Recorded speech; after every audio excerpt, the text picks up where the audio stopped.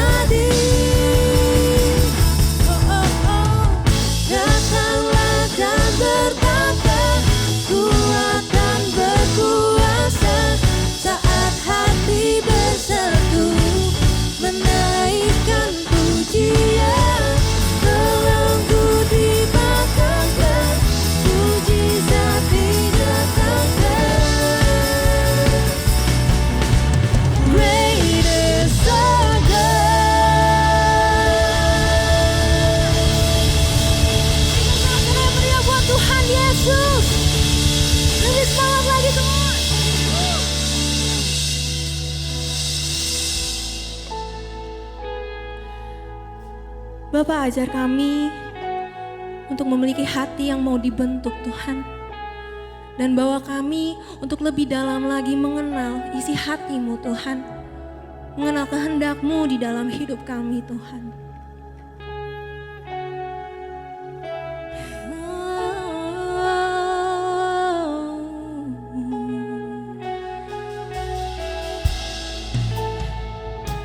We worship you.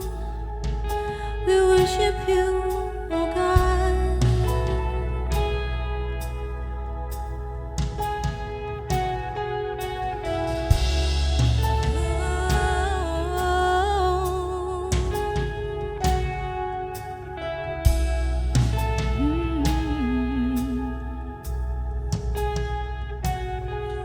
Your love have ravished my heart and taken me over, taken me over,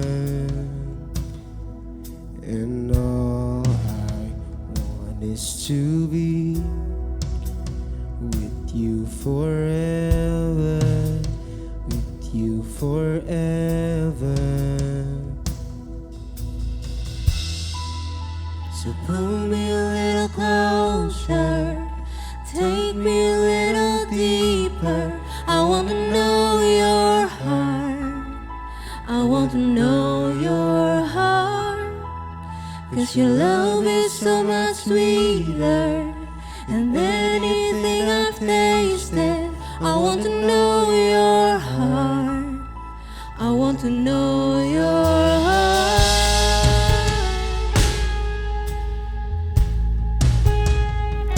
Want to know your heart.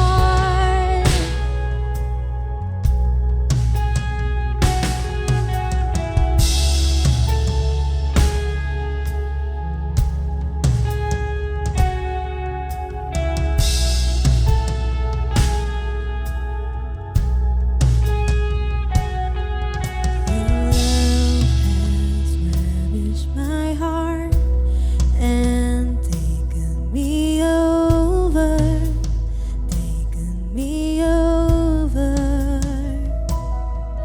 and all I want is to be with you forever, with you forever. So pull me a little closer, take me a little deeper. I want to know your heart. I want to know your heart. 'Cause your love is so much sweeter than anything I've tasted. I want to know your heart. I want to know your heart. I want to know your heart.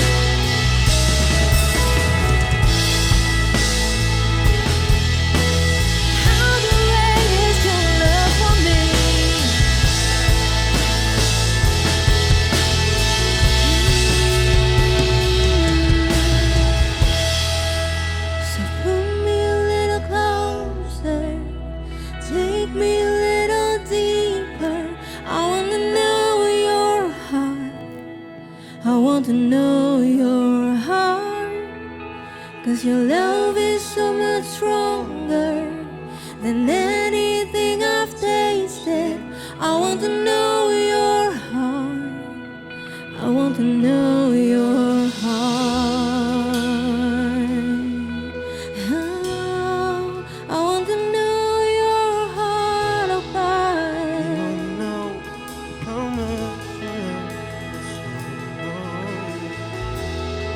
Bawa aku untuk lebih dalam lagi, untuk mengenalmu Tuhan di dalam hidupku. Bawa aku untuk lebih mengenal Kau Tuhan, sebab Kau kehidupanku.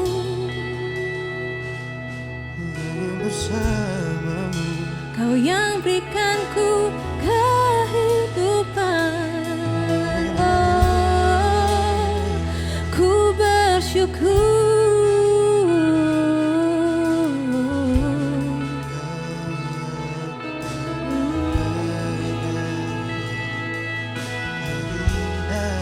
Ku menikmati kasih-Mu, ku menikmati kasih-Mu Tuhan.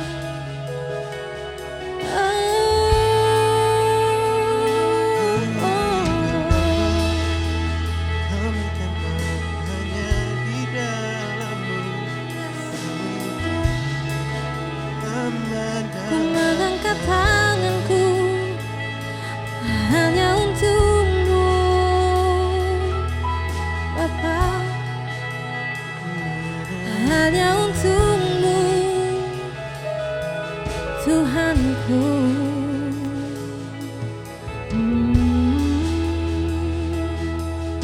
Oh.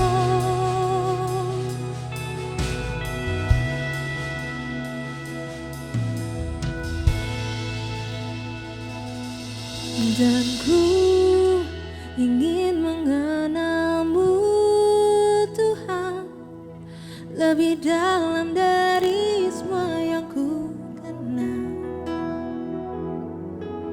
Tiada kasih yang melebihi-Mu, ku ada untuk menjadi penyembah-Mu.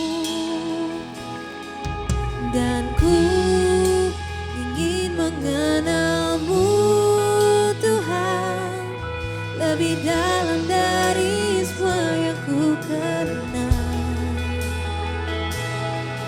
Tiada kasih yang melebihi-Mu,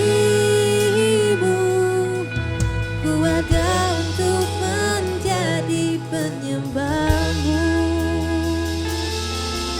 Dan ku ingin mengenal-Mu Tuhan lebih dalam dari semua yang ku kenal.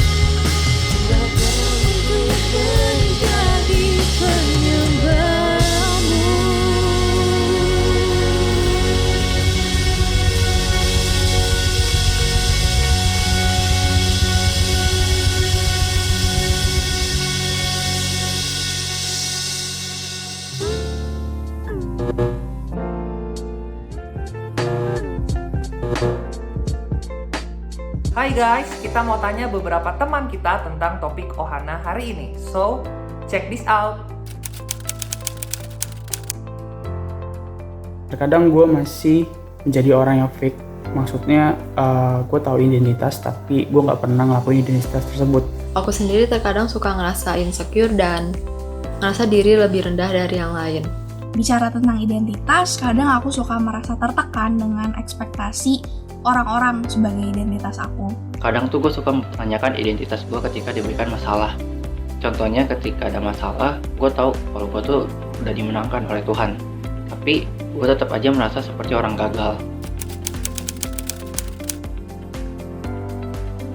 Beberapa orang menganggap gue baik, tapi itu sebagai hinaan. Seolah gue tuh adalah orang yang paling suci gitu di tengah-tengah kelompok pertemanan gue. Tapi hal tersebut tidak membuat gue malu atau jatuh. Yang gue ingat adalah bahwa Tuhan selalu menyertai hidup gue sampai gue bisa berubah. Aku pernah dapet cap buruk, khususnya dari teman, dan kadang itu buat aku jatuh. Tapi yang aku dapat dari firman Tuhan dan aku percaya kalau Tuhan udah memberi aku identitas baru dan aku berharga di matanya. Jadi aku cuma jadiin cap itu sebagai dorongan aja buat aku. Ada yang buruk, tapi ada juga yang baik, yang malah justru membuat semakin tertekan. Tapi satu kebenaran, aku percaya kalau identitas aku yang sebenarnya itu bukan berdasarkan pandangan dari orang lain, tapi pandangan dari Tuhan, pribadi yang menciptakan aku. Gue dulu suka dikatain sebagai orang yang gak jelas atau nggak orang yang cupu. Biasanya tuh karena gue nggak suka ikut-ikutan dengan ya bisa dibilang kebiasaan buruk yang lagi tren gitu. Nah tapi gue nggak peduli sama hal-hal itu karena gue tahu kalau itu tuh bukan gue, that's not me. Dan gue nggak mau ngebohongin diri gue cuma buat menyenangkan orang lain. Dan selain itu gue juga tahu kalau Tuhan tuh udah memberikan identitas baru itu sebagai anaknya. Jadi cap-cap itu nggak berlaku lagi. Nah guys, kalau kalian gimana? Daripada kita nerawang-rawang tentang gimana sih identitas yang benar, langsung aja yuk kita simak Ohana. Selamat beribadah ya.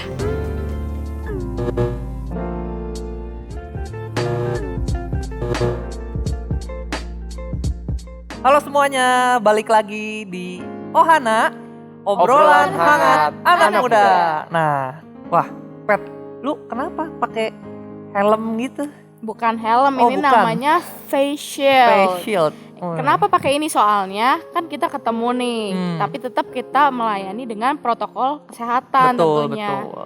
Jangan sampai kita nggak ngejaga di sekeliling kita juga. Ya, harus tetap waspada ya. Kita pelayanan memang Betul. harus bertemu tapi tetap di tengah-tengah protokol kesehatan yang baik. Betul. Nah, ngomong-ngomong nih, kita nih bulan ini lagi bicara tentang identitas ya, Yes. betul ya? Betul. Kita udah belajar apa aja sih? Nah, kita review dulu nih. Nah, Oke. yang pertama nih, kita kemarin tuh di minggu lalu belajar untuk mengidentifikasi sumber identitas yang salah tuh seperti apa sih gitu. Nah, jadi kita bisa cari tahu nih, sumber identitas kita nih tepat atau tidak tepat gitu, Pet.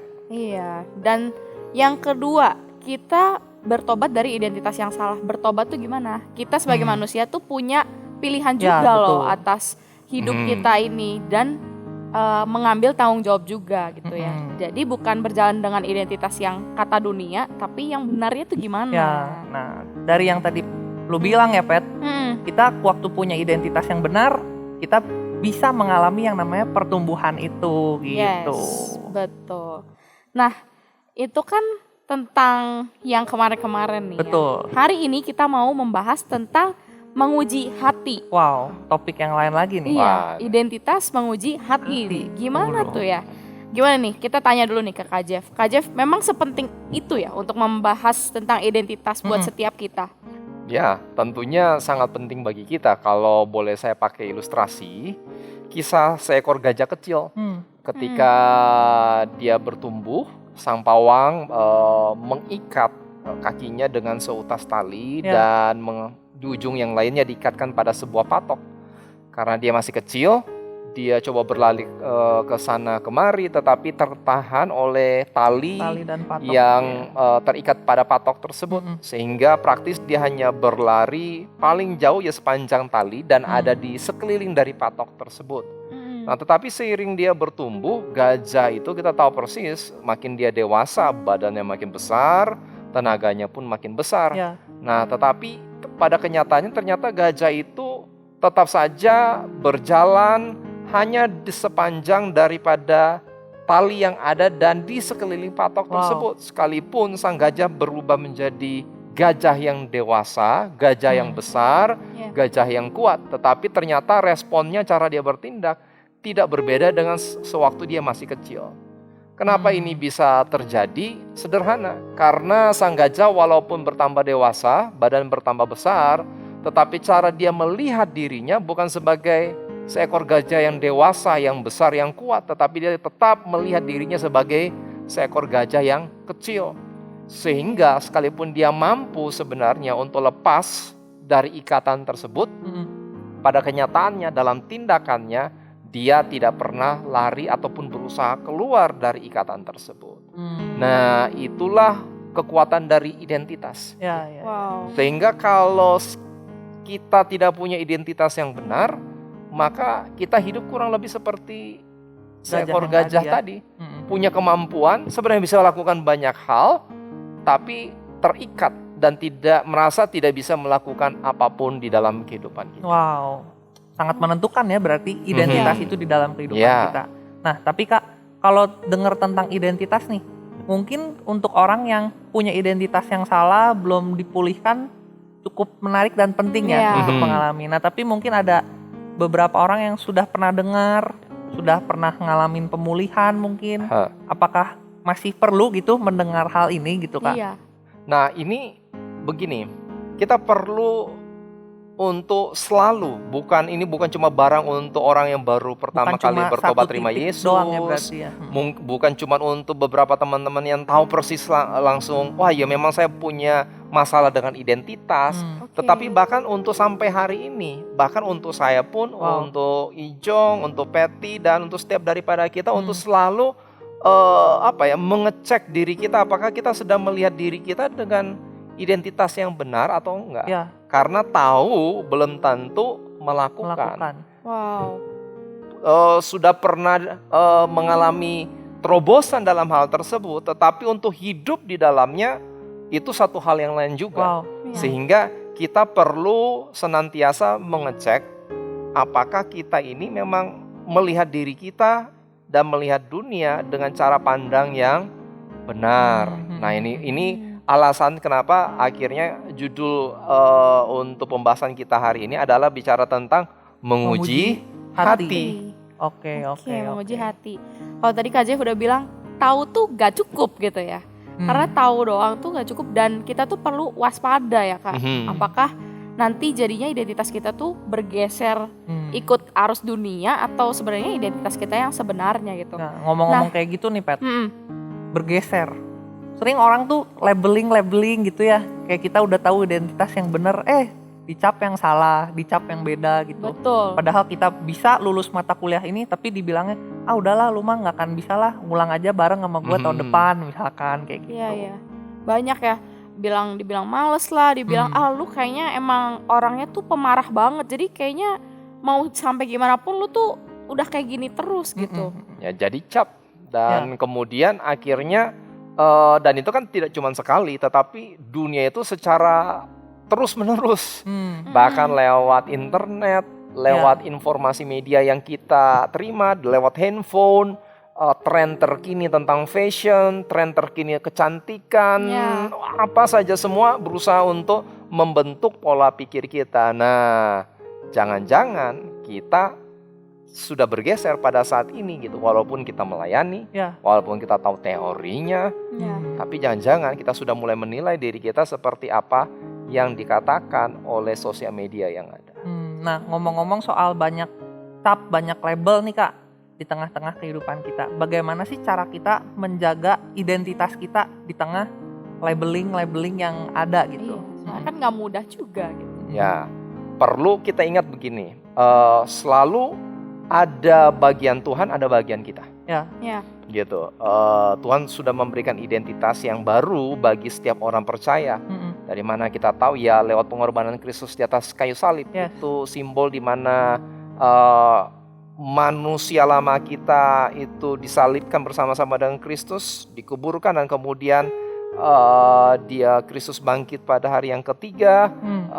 Dan kita pun itu sebagai satu simbol bagi kita bahwa kita adalah manusia yang baru yang dibangkitkan bersama-sama dengan Kristus. Kita punya jati diri. Jadi jati diri kita itu ada di dalam karya penebusan Kristus. Itulah kita yang sebenarnya gitu. Sehingga kalau Kristus sudah melakukan bagiannya, nah sekarang tanggung jawab kita apa yang harus kita lakukan untuk supaya kita tetap terus-menerus mengalami pemulihan. Kalau memang kita tahu kita punya masalah di dalam masalah jati diri, ataupun kalaupun sudah selesai, apakah kita masih tetap terus hidup di dalamnya atau tidak. Nah ini yang biasanya kalau kita belajar dalam kebenaran firman Tuhan itu dilakukan oleh Raja Daud. Wow. Apa tuh Kak? Nah, seperti ini di dalam Mazmur yang ke-139 tercatat di situ Raja Daud menuliskan seperti ini. Selidikilah aku, ya Allah, dan kenallah hatiku. Ujilah aku dan kenallah pikiran-pikiranku. Lihatlah apakah jalanku serong dan tuntunlah aku di jalan yang kekal. Nah buat kita kan pasti kalau kita baca ini kayaknya cuma sepintas. Tetapi sebenarnya ini adalah gambaran dari ekspresi Raja Daud bicara tentang menguji hati, eksamen hati. Nah Kak, jadi eksamen hati itu yang kayak gimana sih Kak maksudnya? Nah, eksamen hati atau memeriksa hati, menguji hati adalah praktek rohani.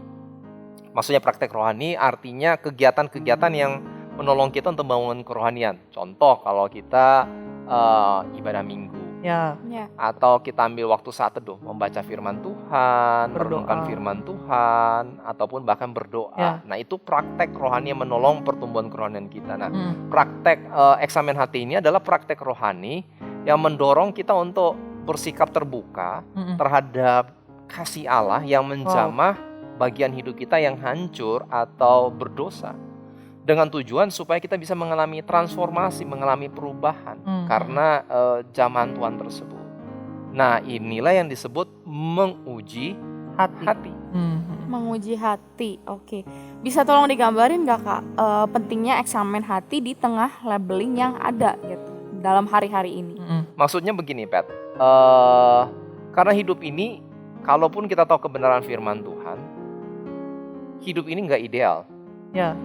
Keadaan sekitar kita pun tidak ideal. Bahkan sekalipun kita hidup di tengah-tengah komunitas yang tahu kebenaran firman Tuhan, belum tentu semuanya melakukan kebenaran firman Tuhan. That's the reality. Gitu. Nah, sehingga kita perlu untuk terus-menerus mengecek apakah sikap hati kita benar atau tidak. Cara pandang kita terhadap diri kita selalu benar, apakah dalam kondisi yang benar atau tidak. Contoh nih ya, kalau dalam kisah Alkitab yaitu perjalanan dari anak muda yang bernama Daud. Ya, dari masa mudanya dia sudah diberi panggilan untuk menjadi Raja Israel. Tetapi ternyata perjalanan hidupnya nggak mudah. Yang pertama, jelas-jelas dia tidak dianggap oleh keluarganya sendiri. Dan kemudian sesudah itu dia difitnah oleh Raja Saul. Raja yang dia bela, yang dia pertaruhkan nyawa ya, dan di tengah-tengah peperangan untuk membela kepentingan Raja Saul. Tetapi ternyata justru memfitnah dan bahkan berusaha untuk membunuh dia. Ya. Dan kemudian bukan cuma itu. Ketika akhirnya Raja Daud berhasil, dia kemudian membuat keputusan yang salah. Salah satunya yaitu jatuh dalam perzinahan. Nah, jadi udah di atas nih, tiba-tiba mau melakukan keputusan yang sangat fatal dalam kehidupan dia gitu. Pasti akan merasa sangat bersalah, merasa sebagai orang yang gagal. Kok udah dengan berbagai pencapaian tetapi dia bikin keputusan yang fatal, yang salah gitu, dan bahkan sampai dikhianati oleh anak sendiri. Bayangkan gitu. Jadi sebenarnya dia punya banyak trauma.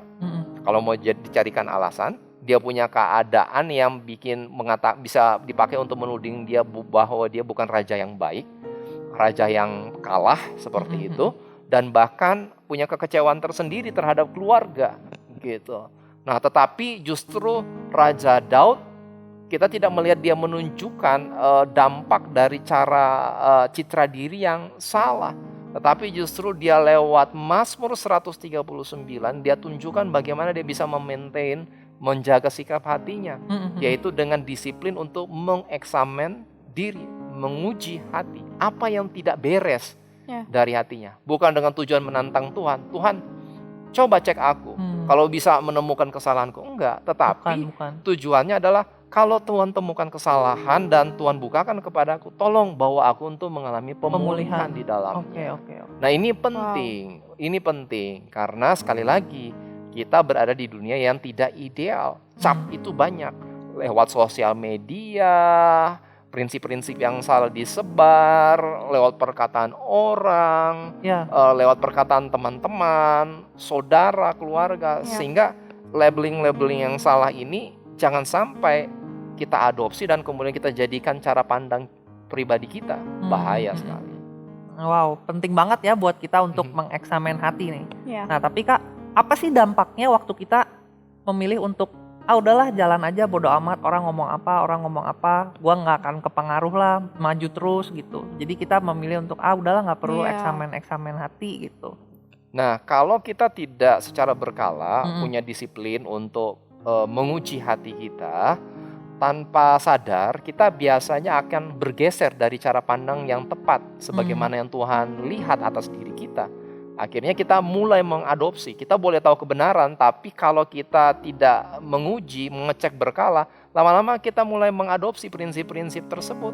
Karena ya namanya input ya, orang masuk omongan orang, atau zaman sekarang sosial media, semua akan berusaha untuk mengajar dan mendidik kita. Ingat, tidak ada wilayah netral. Either kita jalan dengan kebenaran firman Tuhan, atau justru dunia yang akan berusaha untuk mendidik kita dengan prinsip-prinsipnya. Nah, kemudian tanpa sadar kita mulai adaptasi, mulai membandingkan diri dengan orang lain karena kebetulan lihat di sosial media.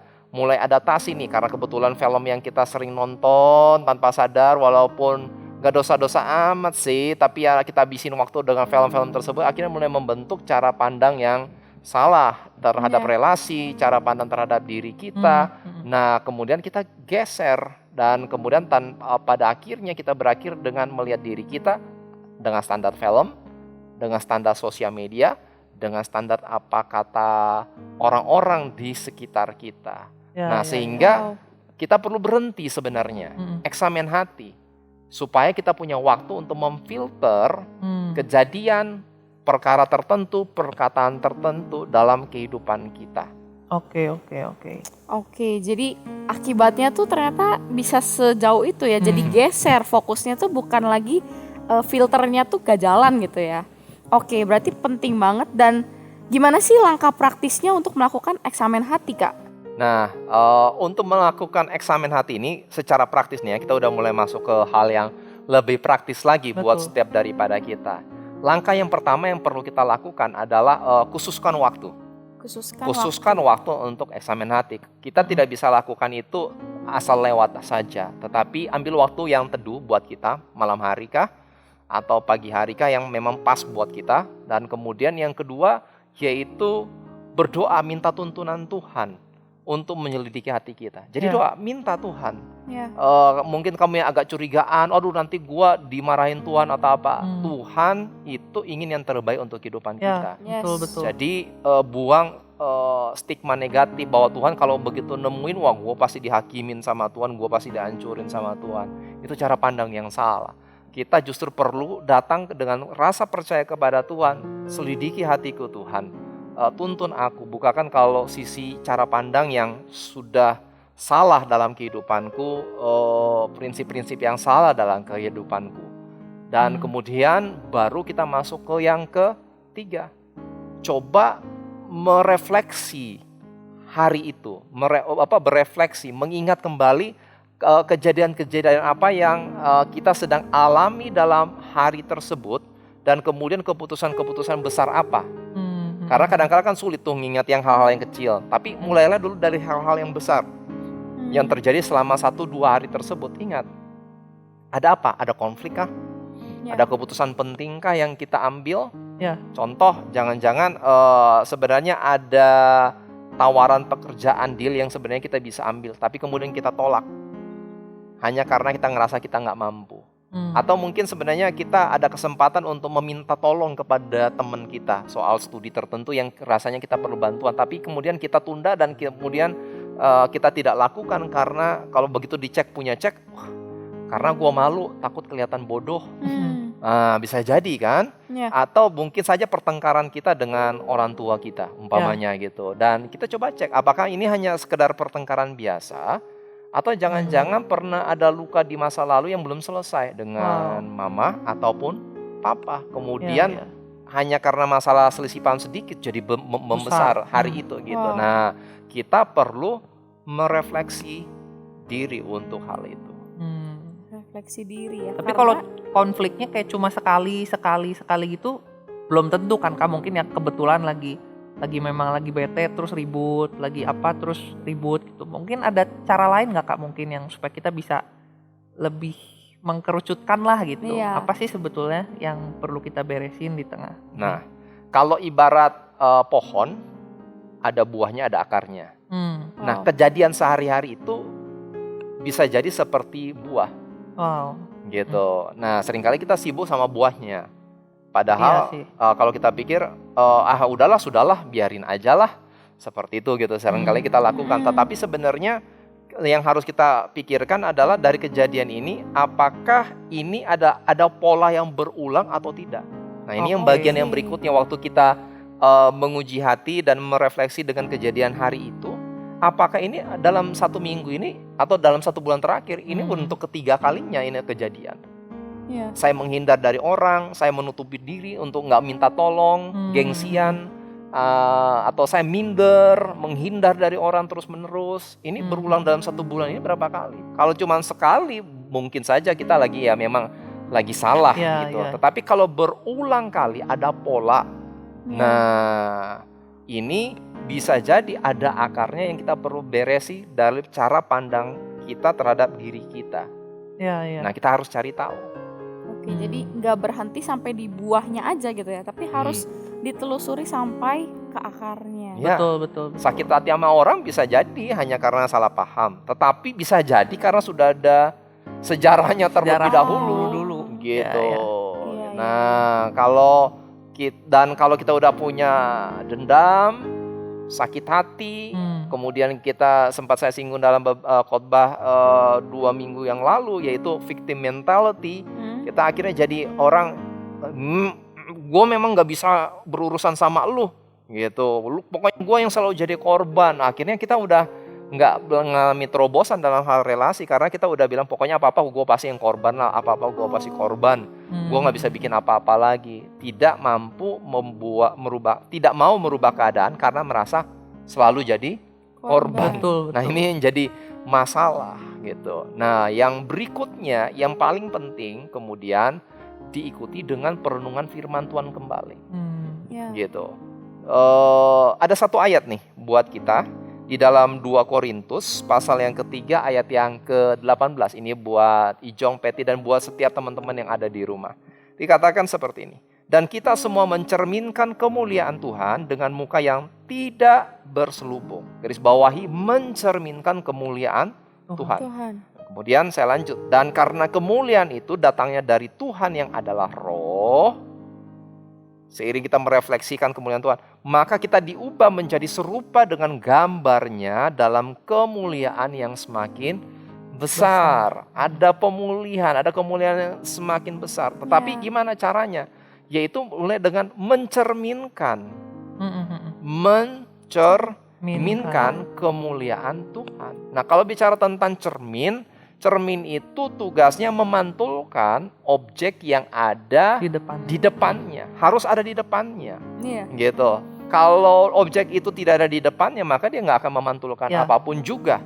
Nah, demikian pula dengan kehidupan kita. Kalau mau memantulkan kemuliaan Tuhan, mestinya Tuhan yang harus jadi fokus kita. Nah, tetapi secara praktek nih, balik lagi kan, prakteknya gimana caranya kita tahu bahwa kita sedang berfokus kepada Tuhan? Alat ukurnya salah satunya yaitu firman Tuhan. Kita merenungkan firman Tuhan atau enggak. Nah, balik lagi gitu. Nah, makanya banyak orang Kristen stagnan di dalam identitas diri, tahu apa yang harus dilakuin, Ya. tetapi pada prakteknya nggak kayak begitu. Kenapa? Karena kita nggak bangun disiplin ini nih, merenungkan firman Tuhan dalam kehidupan kita, sehingga kita mulai tahu, oh iya ya, cara pandang saya terhadap orang tua saya salah nih. Mereka nggak kayak begitu kok maksudnya. Saya yang harus ngampunin. Firman Tuhan mulai bicara seperti Ya, itu ya, dalam ya. kehidupan kita. Jadi memang praktisnya eksamen hati ini kita punya disiplin waktu ya Kak untuk datang sama Tuhan, ngizinin Tuhan untuk bicara dalam kehidupan kita. Iya. Kita mungkin dibukalah ada pola atau kejadian yang berulang dan gimana firman Tuhan tuh menuntun dari pandangan yang salah ke firman Tuhan itu. Jadi kita punya identitas yang benar gitu ya. Iya. Nah tapi itu kan bagian dari tanggung jawab kita pribadi yang tadi Kak Jeff sudah sampaikan. Nah tapi di keseharian kita nih mungkin ada orang-orang tertentu yang bersikap yaitu membuat kita lupa identitas kita yang sebenarnya gitu. Iya. Bilang kita gak mampu, bilang kita orang gagal gitu, bilang kita gak akan berhasil dan lain sebagainya dengan membandingkan atau lain-lain gitu. Nah Iya. kira-kira gimana sih Kak cara kita menyikapi melihat orang-orang tersebut di dalam kehidupan kita? Nah, ada hal-hal yang harus kita perhatikan. Kalau kita ada di tengah-tengah kumpulan orang-orang yang seperti itu, yang tidak membangun, hanya bisa menjatuhkan, dikit-dikit nyempet sini, dikit-dikit nyempet sana, negur pun nggak berani gitu, tetapi hanya bisa ngomong di belakang negatif seperti itu tanda-tandanya semestinya kita harus ambil keputusan.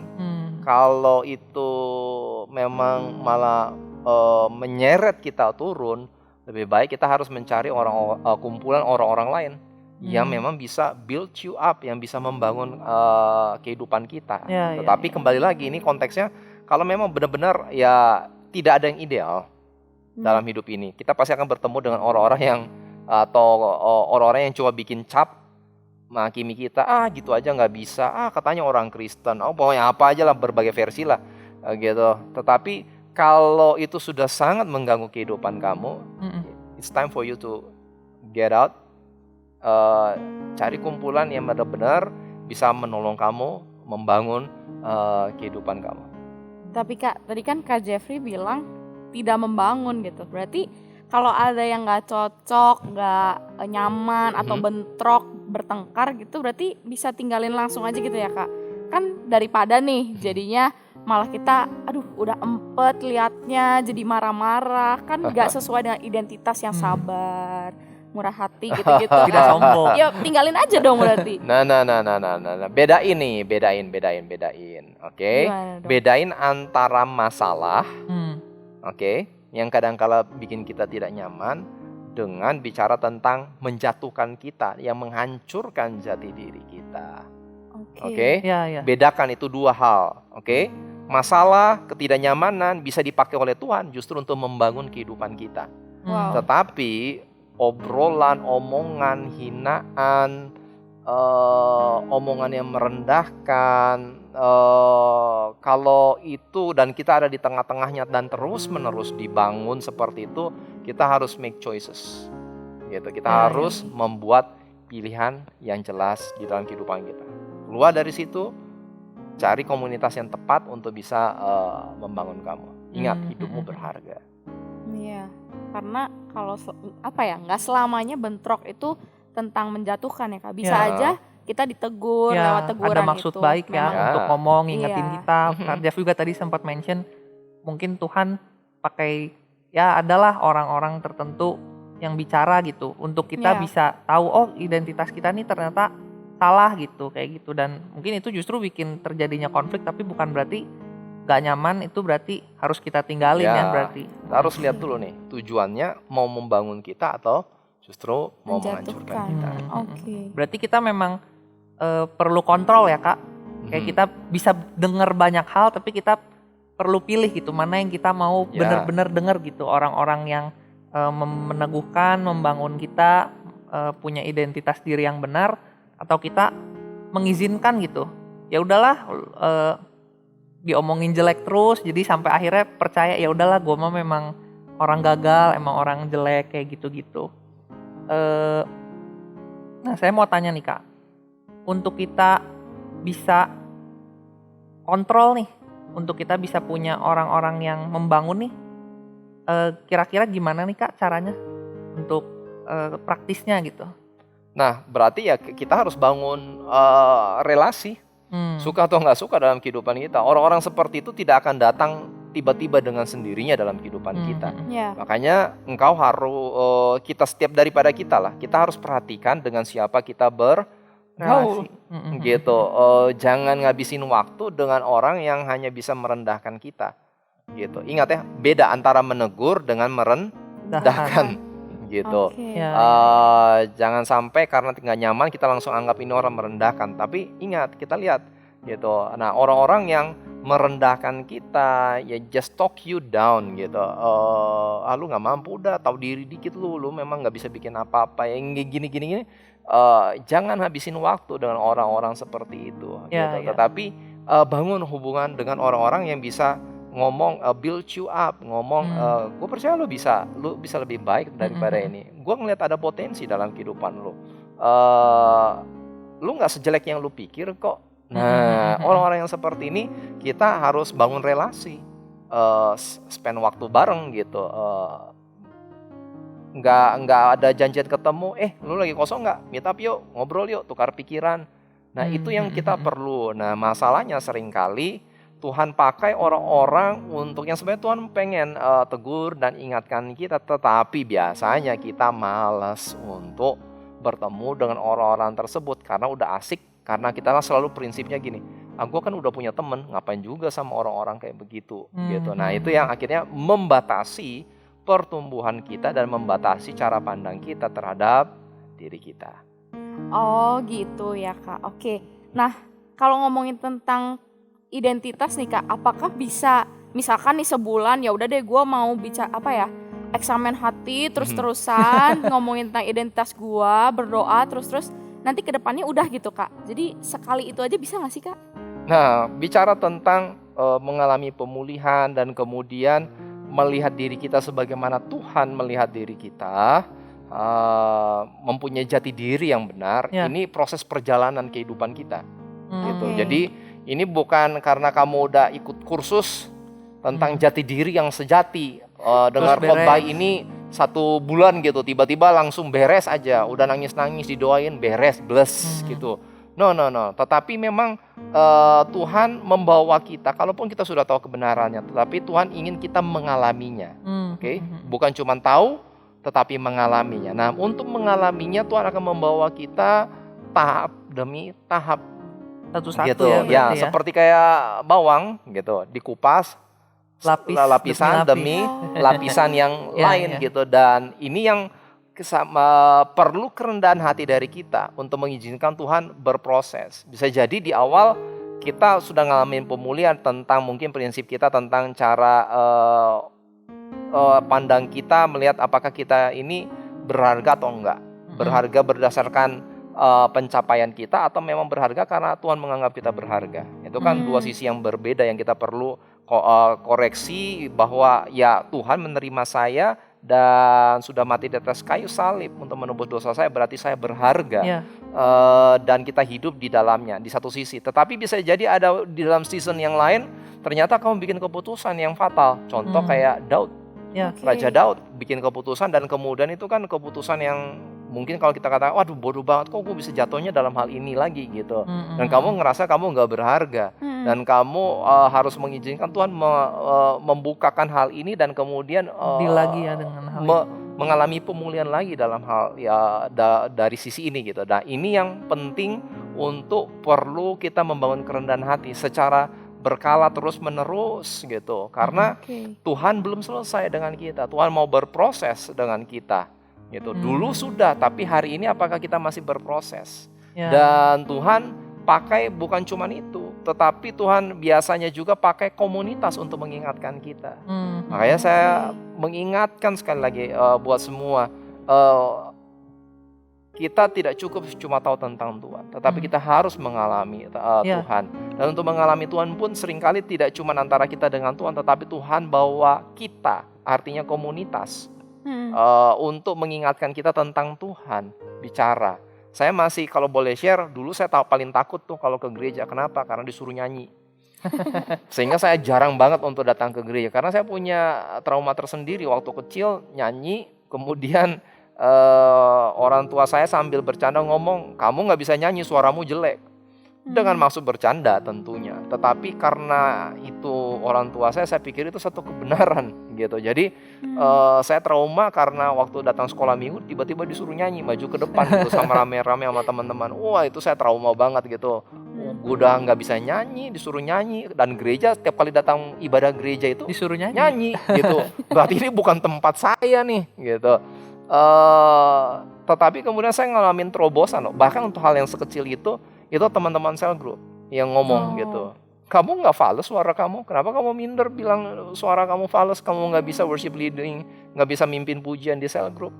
Dan itu merombak pola pikir saya dan akhirnya saya mulai keluar dari pola pikir yang salah tersebut, cara pandang yang salah atas diri saya. Jadi Tuhan bisa pakai komunitas untuk mengoreksi dan menyampaikan pesan Tuhan tentang cara pandang diri kita yang harusnya kita perbaiki dan cara pandang yang benar. Itu kita perlu itu komunitas. Oke.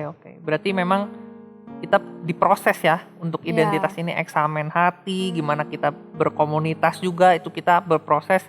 Gimana kayak tadi Kak Jeff mungkin sempat mention kayak bawang ya.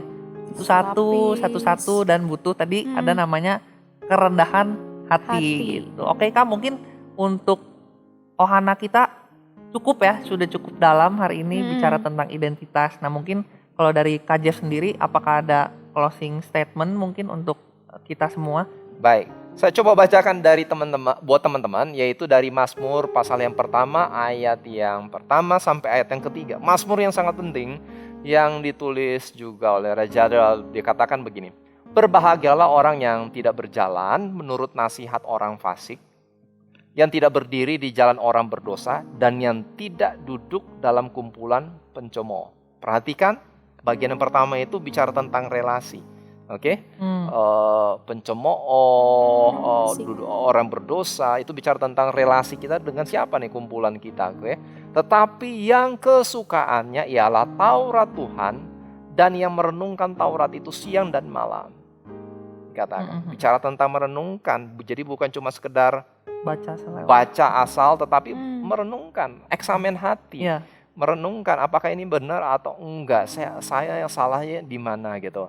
Kenapa? Karena dampaknya akhirnya ia seperti pohon yang ditanam di tepi aliran air, yang menghasilkan buahnya pada musimnya dan yang tidak layu daunnya. Apa saja yang diperbuatnya berhasil. Jadi ketika dia melakukannya, dia seperti pohon yang ditanam di tepi aliran air. Artinya musim boleh berganti, musim kering, musim hujan, musim gugur. Karena di sana waktu dituliskan ya 4 musim kan, gitu. Musim boleh berganti, kadang-kala menguntungkan, kadang-kala tidak menguntungkan, tetapi dia tetap bertumbuh dan menghasilkan buah.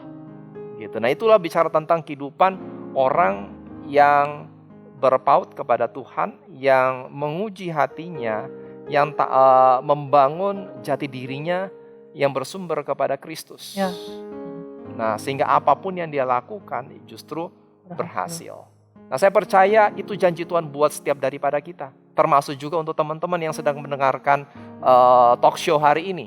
Saya percaya bahwa Tuhan menghendaki setiap daripada kita untuk menghasilkan buah. Engkau bisa jauh lebih baik daripada ini. Dan saya yakin engkau dan saya belum melihat the full version dari diri kita. Tuhan masih mau lakukan sesuatu yang baik dalam kehidupan Jeffrey. Tuhan masih mau melakukan sesuatu yang jauh lebih besar lagi dalam kehidupan Ijong. Tuhan mau lakukan sesuatu yang lebih besar lewat kehidupan Patty dan juga lewat kehidupan teman-teman semua. Sehingga lewat eksamen hati, menguji hati tersebut, kita bisa tetap terus-menerus melihat diri kita dan kita membangun diri kita ke arah Tuhan dan kemudian kita boleh berdampak dalam kehidupan kita. Unik masing-masing, tetap dengan keunikan kita masing-masing, karakter kita masing-masing, tetapi mencerminkan Kristus lewat perkataan kita dan dalam tindakan kita sehari-hari. Jadi siapapun teman-teman hari-hari ini, kamu mungkin menjerit dengan diri kamu, dengan kondisi diri kamu, dengan pola pikir kamu. Tetapi saya mau katakan, Tuhan ingin berurusan dengan engkau hari ini. Tuhan ingin membebaskan engkau. Tuhan ingin memulihkan engkau. Tuhan ingin membawa terobosan dalam kehidupanmu hari ini. Asalkan engkau datang kepada Dia, merendahkan hatimu. Dan bukan cuma 1 kali, tidak cukup 2 kali. Tetapi secara rutin engkau membangun kebiasaan untuk menguji hati. Bukan takut nanti kalau ketahuan dihukum oleh Tuhan, tidak. Tetapi ketika Tuhan membongkar semuanya, karena Tuhan ingin memulihkan kita. Dan Dia Bapa yang selalu sayang dan peduli dan ingin yang terbaik untuk kehidupan kita. Kalau engkau itu orangnya, langkah yang engkau bisa lakukan hari ini adalah datang kepada Dia dan berseru, Tuhan, tolong aku ingin mengalami pemulihan. Tuhan, tolong aku ingin mengenal diriku sebagaimana Tuhan mengenal diriku. Karena engkau yang menciptakan aku, tolong aku untuk melihat diriku sebagaimana engkau melihat diriku. Kalau engkau itu orangnya, ikuti doa saya. Tuhan Yesus, hari ini firman-Mu disampaikan, dan hari ini kami mau merespon Tuhan. Karena Kristus sudah lakukan yang terbaik untuk kehidupan kami, dan kami mau merespon kebaikan Tuhan dalam kehidupan kami. Tolong kami Bapa, kami mau bertobat dari cara pandang yang salah atas diri kami. Cara pandang yang dibangun entah karena trauma masa lalu, perkataan dunia, perkataan orang-orang yang mendera, yang merendahkan, yang membuat kami terpenjara Tuhan dengan pola pikir yang salah tersebut. Dan hari ini kami mau tolak setiap pola pikir yang salah tersebut, yang bilang kami tidak berharga, yang bilang kami tidak bisa bikin apa-apa, yang berkata bahwa kami gak pernah bisa lepas dari dosa, yang berkata bahwa kami gak mungkin mengalami pemulihan, yang berkata bahwa kami memang ditakdirkan untuk jadi korban. Kami tolak di dalam nama Tuhan Yesus setiap pola pikir yang salah. Dan hari ini aku berdoa Bapa, biar kasih Tuhan itu yang membanjiri hati setiap teman-teman dimanapun mereka berada. Untuk mereka boleh merasakan bahwa mereka diterima, dikasihi oleh Kristus. Bahwa mereka berharga, bukan karena perbuatan baik mereka, tetapi karena Kristus yang menghargai mereka. Dan aku berdoa Bapa di dalam nama Tuhan Yesus, biar kasih Bapa itu Bapa membuat mereka merasa aman, nyaman Bapa dengan diri mereka. Dan kalaupun Tuhan membukakan ada bagian-bagian yang salah, hari ini kami berdoa Tuhan pulihkan Tuhan. Pulihkan Tuhan, pulihkan Tuhan. Kalaupun Tuhan sudah pernah bukakan itu di dalam tahun-tahun yang lampau, tetapi hari ini kami berseru pulihkan dengan sempurna. Karena kami percaya kami ingin menjadi the best version sebagaimana yang Tuhan inginkan dalam kehidupan kami Bapa. Kami berdoa kiranya tangan Tuhan membawa kami dalam pemulihan, dalam cara pandang kami atas diri kami. Dan pada saat yang bersamaan kami boleh mengambil keputusan yang tepat untuk relasi kami, untuk cara kami berrelasi dalam keluarga, dalam pendidikan kami, di dalam cara kami melihat diri kami dan memperlakukan diri kami, dalam cara kami melihat masa depan kami. Bahwa kami dikasihi, kami diterima, kami dipulihkan, kami dimampukan, dan kami berharga di dalam tangan Tuhan. Menyerahkan seluruh kehidupan jemaat-Mu, hamba mau memberkati, kiranya damai sejahtera Allah menyertai kehidupan setiap jemaat-Mu, hikmat daripada Allah menyertai, memampukan mereka untuk mengambil keputusan yang terbaik yang sesuai dengan kehendak Tuhan. Tuhan yang memberkati juga untuk setiap teman-teman di dalam pokok beban doa mereka, biar mujizat Allah itu menyertai, ada kesembuhan terjadi, ada terobosan di dalam TA yang sedang mereka pergumulkan hari-hari ini, ada terobosan untuk mendapatkan pekerjaan di masa-masa seperti ini. Tetapi Tuhan buka jalan, Tuhan buka pintu Tuhan, sehingga ada teman-teman yang mengalami terobosan mendapat pekerjaan yang baru yang sesuai dengan yang mereka rindukan, sesuai dengan visi yang Tuhan taruhkan dalam kehidupan mereka. Dan juga damai sejahtera Allah yang melampaui segala akal itu menyertai kehidupan teman-teman. Kemanapun mereka pergi, mereka membawa pemulihan dalam kehidupan keluarga, dalam relasi mereka.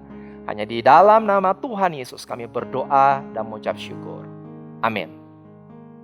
Teman-teman, jangan lupa kalau kamu butuh konseling lebih lanjut, perlu didoakan lebih lanjut, scan QR code yang ada, karena tim konselor akan dengan senang hati menghubungi teman-teman dan juga berdoa buat setiap daripada kalian.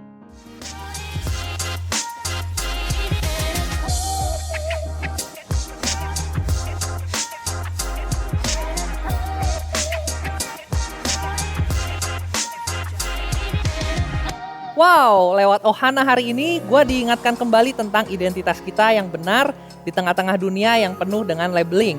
Selain itu, gue juga diingatkan tentang bagaimana kita harus selalu menguji hati kita.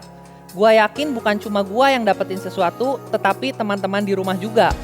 Oleh karena itu, pastikan berita ini nggak berhenti di kita ya. Jadi jangan lupa untuk like, komen, dan share ibadah ini ya, supaya ada semakin banyak orang yang bisa mengetahui identitas mereka yang sebenarnya. Jangan lupa juga untuk ikut cell briefing online sesuai kampus kalian masing-masing setelah ibadah ini selesai. Pastikan juga kalian follow Instagram kita di @mahasiswa_GKPB supaya kalian bisa dapat encouragement setiap minggunya. Sekian ibadah kita hari ini. Happy Sunday and God bless you.